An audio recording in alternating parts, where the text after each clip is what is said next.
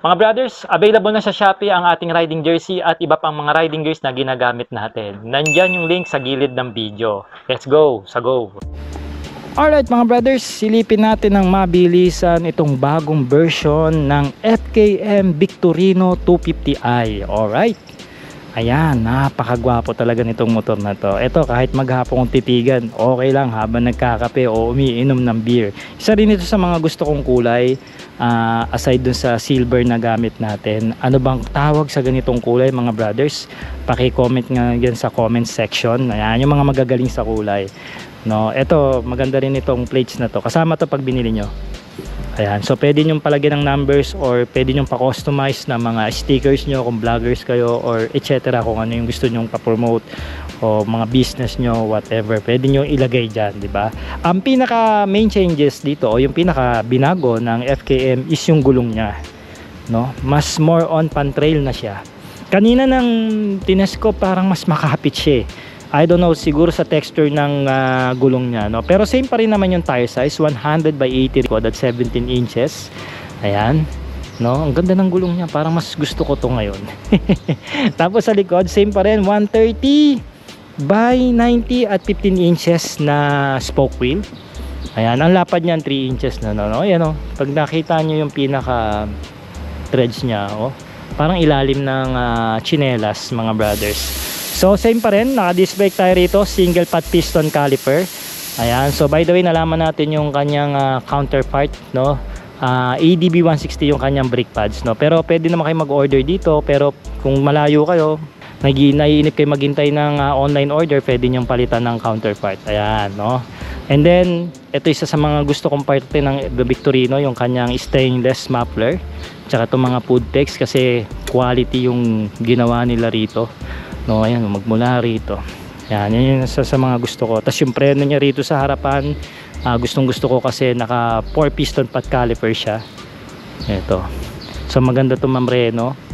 Yan, mamaya ikot pa natin dito. Gusto ko mapil yung gulong eh, no. Same pa rin naman yung busina, no, yung makina halos wala naman na bago. Yun na naman yung gulong. Side mirror, ito pa rin. Ayan, di ba? Tapos yung ating meter funnel. Ito talaga maganda to, lagyan nyo talaga na ano, katulad sa ginawa ko.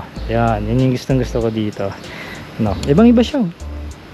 Parang depende kasi, parang pagka bago yung Victorino, parang uy, bago. Pagka matagal mo ng katulad sa gamit ko, eh, parang iba yung karakter ng gamit ko eh. Simula nung nabago ko na yung gulong, may mga inano na ako, parang sabi, naisip ko parang ay ito talaga yung Victorino ko. Yan, alright.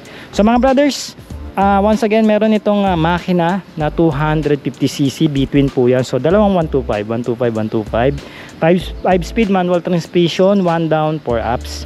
Yun naman yan. At ito, ang final drive niya is cadena po. Siyempre pa naka fuel injected. Nag-range ako rito ng 35 kilometers per liter pag pinatakbo ko siya ng mga 50 to 60, no? Yung mga cruising lang na takbuhan. Siyempre pag nirev nyo siya ng 5,000 pataas na, lalakas na sa gasolina yan. Ganun naman eh.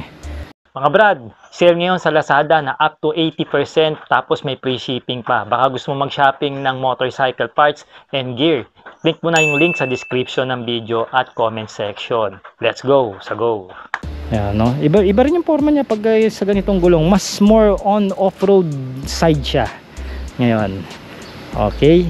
And then naka-mono shock ito. Centered mono shock ito mga brothers. Ayan. Tapos naka traditional telescopic port tayo rito sa harap. Isa sa mga gusto ko to yung suspension ng Victorino, lalo na pag nilalaro mo na sa off-road. Yan. Isa sa mga, ang ganda rin ng kulay eh. May something na parang combination siya ng blue tsaka green. No? Wala lang siya ditong FKM. No, ito. Siguro inalis na nila.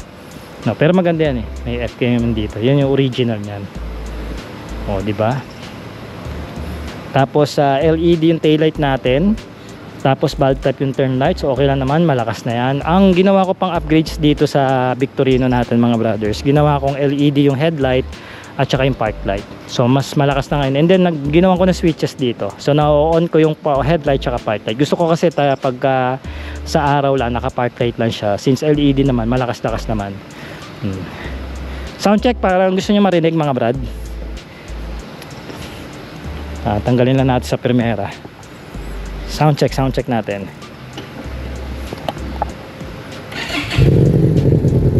Di ba? Talaga iba talaga tumunog. Stock pa yan mga brad.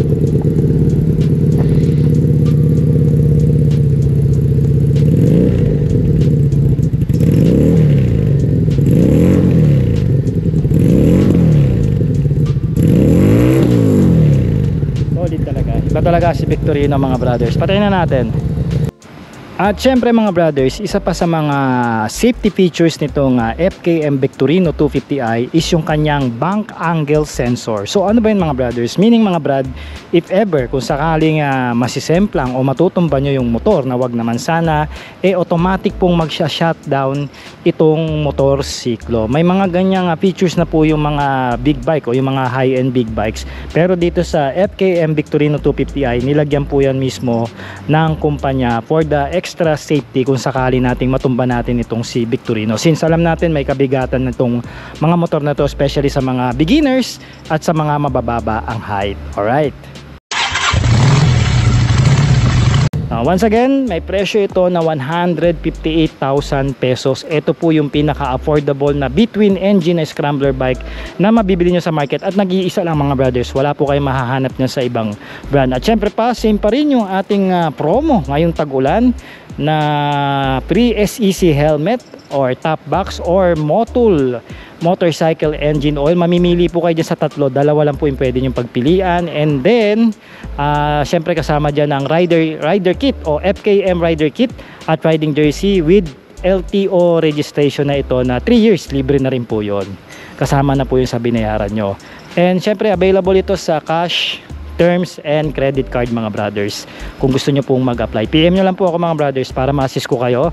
We do deliveries po sa Luzon, Bisaya and Mindanao, depende po yan sa layo. Pwede natin yung pa-quote para may idea kayo mga brothers, no? So once again, maraming salamat sa pagsama nyo sa ating Moto Canvas dito sa bagong version ng FKM 2025. Ito nga yung Victorino 250i. So ride safe mga brad and cheers.